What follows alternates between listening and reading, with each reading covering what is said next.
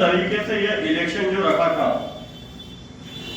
मेरे और भी सहभागी लोग थे जिन्होंने मुझे समर्थन दिया। जय विदर्भ पार्टी के हमारे माननीय श्री अरुण भाऊ केदार ताई ने और जगताप साहब ने, सर जय विदर्भ पार्टी से मेरे को समर्थन था।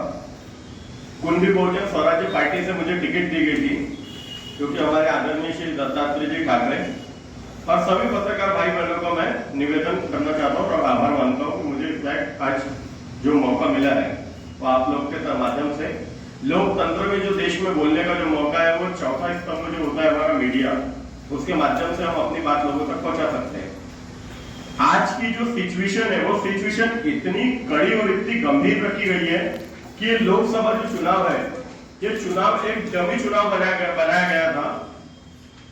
जैसे कल मैं बूथ पे निकला, 19 अप्रैल को मतदान का दिनांक तय किया गया था और जब मैं बूथ पर निकला तो बूथ पर जब मैं गया तो वहां पर मैंने देखा कि सबसे पहले हर जगह एक छोटी छोटी मशीन रखी गई थी। इस प्रकार की मशीन पूरे नागपुर शहर में लगाई गई थी, जिसमें से प्रेम नगर झंडा चौक से ये मशीन मैंने पुलिस ऑफिसर के सामने लेकर आई, शांति नगर पीआई के सामने। और इसमें सीधा सीधा बताया गया है कि इस प्रकार की चिट्ठियां इसमें से निकल रही थी।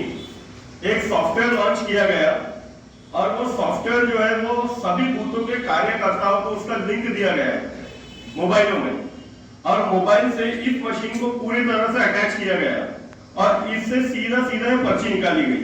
और इस पर्ची में आप देख सकते हो कि इस पर्ची में जिस बूथ का है उस बूथ का पूरे तरीके से एड्रेस दिया हुआ है और यहाँ पे माननीय श्री नितिन जी गडकरी की फोटो और उनका चुनाव चिन्ह कमल का फूल और कहो दिल से नितिन जी फिर से, इस प्रकार की पर्ची इसमें से निकाली गई।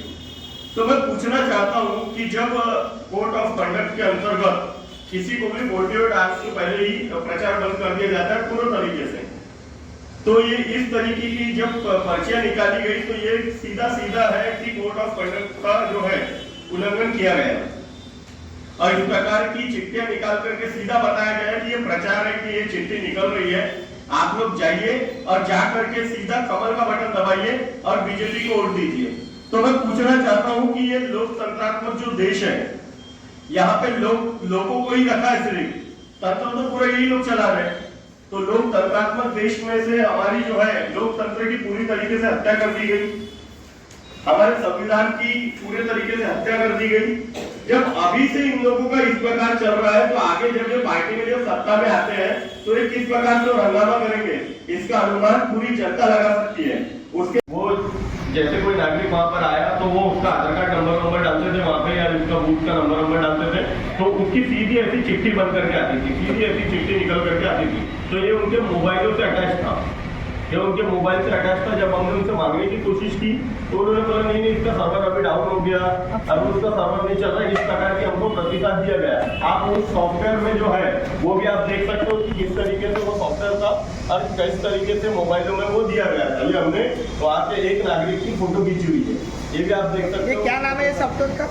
इस सॉफ्टवेयर का नाम तो मुझे नहीं पता, प्ले स्टोर में अवेलेबल था या नहीं था, कल डिलीट हो गया, लेकिन लोकसभा नाम से है ये। इसमें नितिन गडकरी जी का फोटो है और ये फोटो पे से खींचा हुआ फोटो है। किसी चुनाव जो मतदाता है वो मतदाता ने कंप्लेंट की है क्या कि ऐसा कुछ चिट्ठी उनको दी गई है? मतदाताओं ने कंप्लेंट की, लेकिन हमारी जो है भोली भाली जनता उतनी पढ़ी लिखी नहीं होने की वजह से वो उस प्रकार की कंप्लेंट कर नहीं पाए।